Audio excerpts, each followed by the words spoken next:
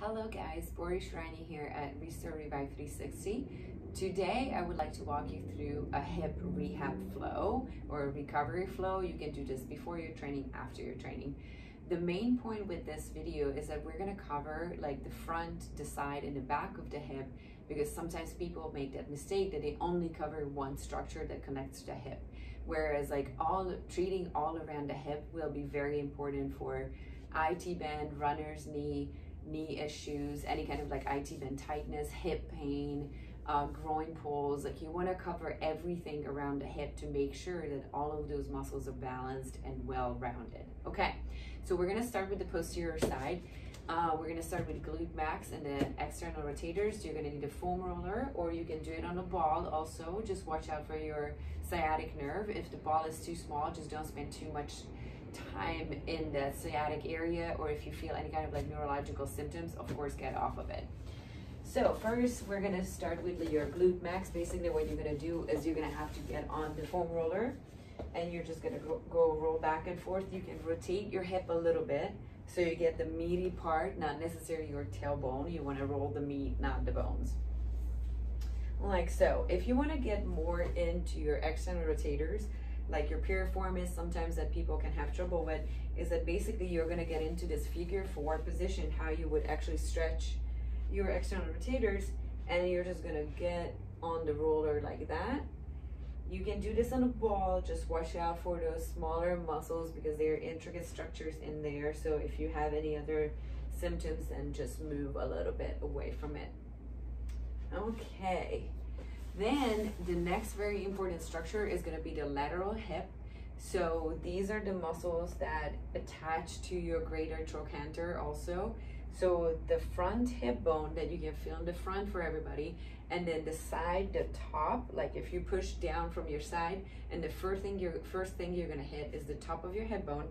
And the trochanter, greater trochanter, is that bone, that spot that you feel on the side of your leg that's already your femur. So if you move it, you're going to feel that bone like poking back at you. So we're going for the triangle, like between this like front ASIS, the top of the iliac crest, and the greater trochanter. There's this little triangle. That's where I'm trying to be with the foam roller, or if you're on a ball, with the ball too. We're working on gluteus medius minimus and the TFL on the side. These are very important muscles to roll if you have any kind of IT band tightness, okay, or hip pain. Basically, you're going to be on your side, and you're trying to get the ball or the foam roller positioned between that bone and the top of the ilium. So like you need to be on the meaty part again, not on the bones, okay? Sometimes it's almost easier to, instead of like me rolling back and forth, because it's a relatively small space, it's almost easier to move your leg once you're on the good spot. So you can plant behind you, you can use little hip flexion, little running motions, or you can plant up front. You can rotate a little bit. That's why you can get your TFL a little bit better. And the same thing, just move your leg itself, internal, external rotation a little bit. I can get really into it. Just move your leg around. It's almost easier than you trying to move your whole body on this roller. Definitely get on that if you feel like IT band is an issue for you. Same thing, you can rotate to the front a little bit more. So like I'm kind of like facing like 45-degree down towards the ground, and really get into that TFL. It's more on the anterior side of your hip, almost of the front, but still outside of that bony prominence in the front. So I'm still outside of it. I'm still more towards the outside on the hip, but I'm more on the front part of my hip. It's much easier to get in there with a ball maybe, and definitely if you find some tender spots, you can spend some time on that. And then once you're done with that, that's when you can roll your IT band. There is some benefit to it. Just don't think that by itself rolling your IT band will help you greatly. You need to release the muscles that pull the IT band tight, because the IT band is a thick fascia. There's very little stretching or lengthening happening there, okay? On the anterior hip, what I would do is that I would always do a couch stretch, and then I would do it in a manner where you're in a half kneeling position. You can get your leg up on something if you want to. And then what you're gonna do is we're gonna focus on your hips and your thorax. So like I'm gonna get big inhale in, exhale, and I'm gonna tilt my pelvis down, and I'm gonna bring my core in. So I'm gonna keep my core tight. I'm gonna tilt my pelvis back.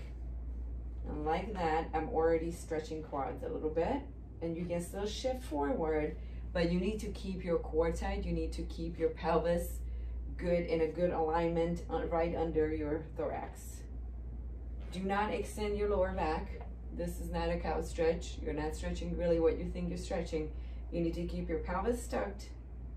And now we can go. Like so. You can also do other hip stretches. What I discuss in different videos. There's a hockey stretch that you can try that is more for your hip capsule and the little intricate structures around it.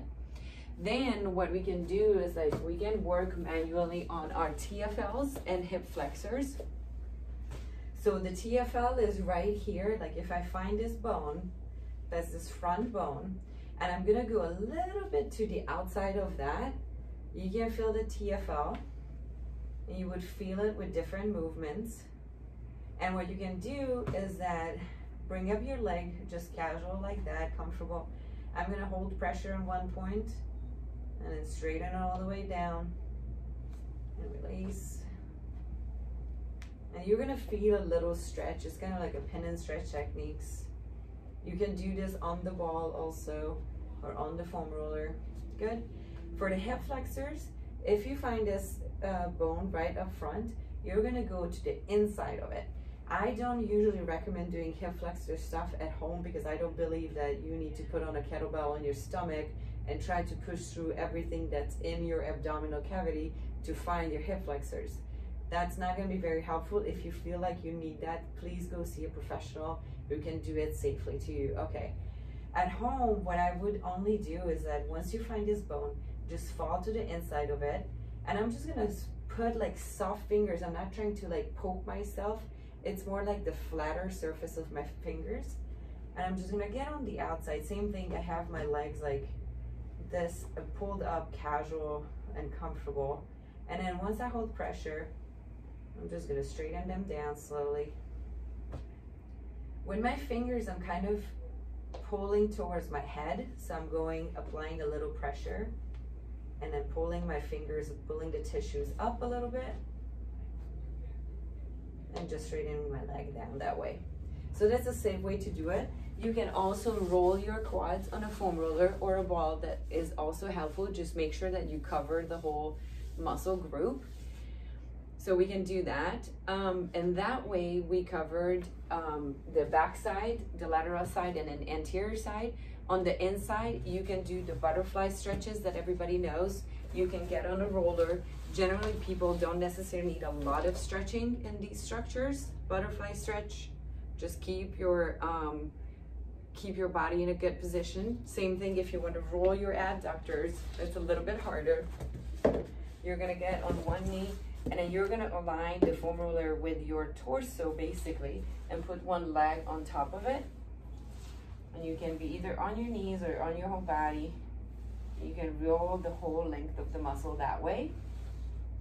Same thing if you find a tender spot.